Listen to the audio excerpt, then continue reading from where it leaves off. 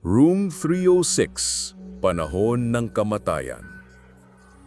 Panahon ng pandemya. Mahigpit ang lockdown.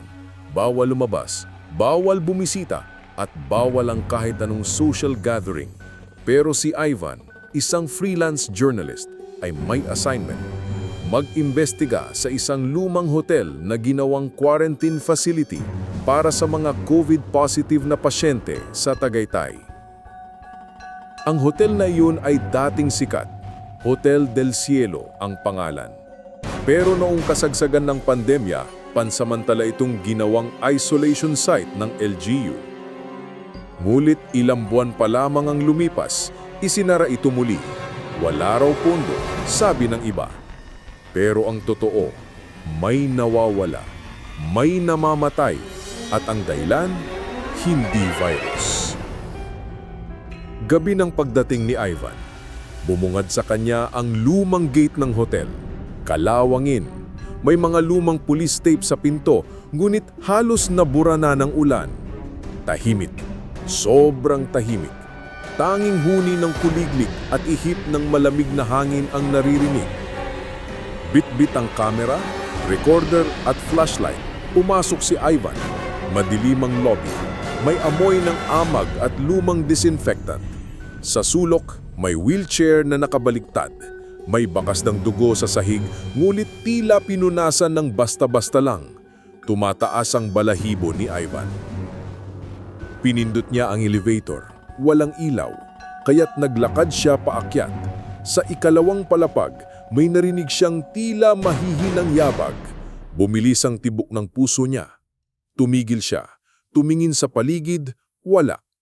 Hanggang makarating siya sa ikatlong palapag. Room 306. Walang kuryente sa buong hotel, pero ang kwartong ito lang ang may ilaw. Kumikislap-kislap, parang may nagkukumpas sa likod ng bintana. Hinila ni Ivan ang pinto. Bukas ito. Pagpasok niya, agad siyang sinalubong ng malamig na hangin. Mas malamig kaysa sa labas.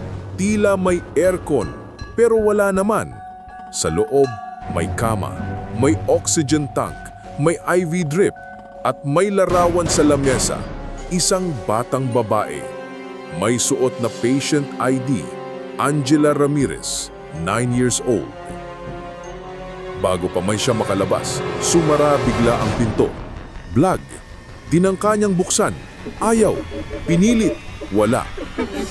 Nang biglang, ping! Narinig niya ang tunog mula sa CR. Tila gripo. Umiikot ang hawakan. Paglapit niya, unti-unting bumukas ang pinto. Wala namang tao sa loob, pero may nakasulat sa salamin gamit ang dugo. Huwag kaming kalimutan. Bumalik si Ivan sa kama. Sa ilalim nito, may nakatuping dokumento. Medical record. Nakasaad doon na si Angela ay namatay hindi sa COVID, kundi sa asphyxiation, sinakal. Pero bakit? May journal rin. Sinulat ng isang nurse. Hindi ko na kaya. Isa-isa silang nawawala. Si Dr. Lim ay natagpuan sa hallway. Wala ng ulo. Ang supervisor nakita sa rooftop, nakabiting. Si Angela ang naiiwan.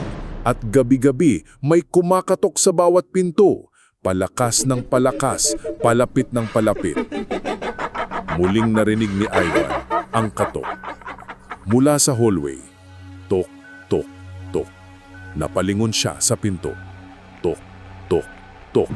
Mas malakas, tok, tok, tok, tok, tok, tok. Nang tumigil, dahan-dahang bumukas ang pinto.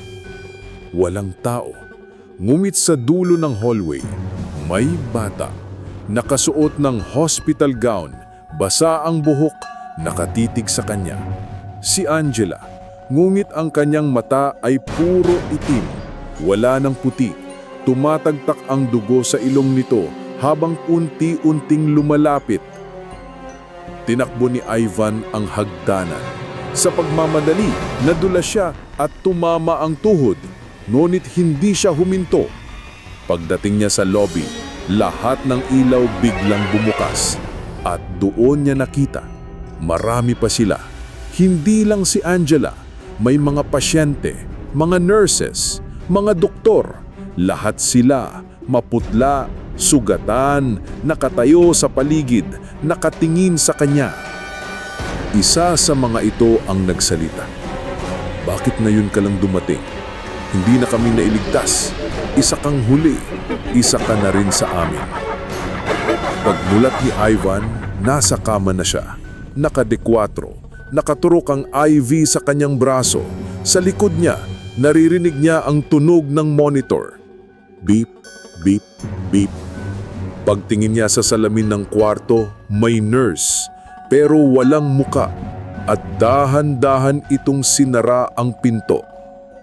Hanggang ngayon, sarado pa rin ang Hotel del Cielo. At kung minsan kapag dumaan ka sa labas, makikita mong may ilaw sa ikatlong palapag.